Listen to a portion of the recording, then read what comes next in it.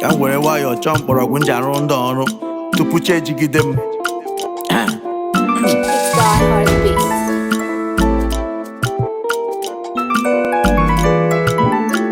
Onye na-akpọkwanụ m ihe a? Onye na-akpọ m ihe a? Hello onye mkpa Maximum Salama. Ọ bụ eze mmụọ ka mụ na-ebezi na. Ọ bụ eze mmụọ. Onye kwa ka m kelee?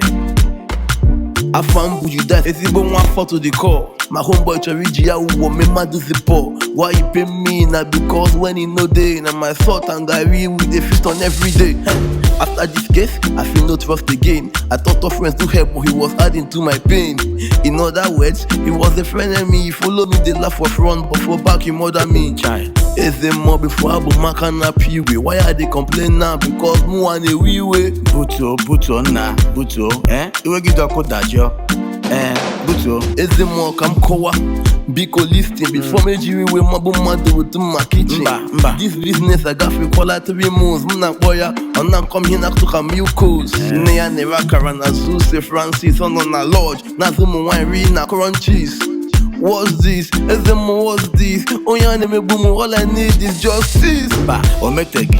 Enyi gị emetegi. Ihe na-arịa n'ụbọchị taa o ihe enyi mere enyi. Enyi gị nwoke ga-akwụ ụgwọ oji. Ị ga-agba mbọ bịa na be m ka mụ na gị nọkọ. Ka m hụ gị n'anya wee gwa gị ihe ọ ga-eri gị. Ọ ga-akwụ ụgwọ oji. Ọ ga-akwụ ya. Eze mmụọ anọla m gị n'ụtụtụ ama abịa. Ama abịa n'ụtụtụ ife nwa pụta bịara m. Gbalịa daalụ nna daalụ. Final mix.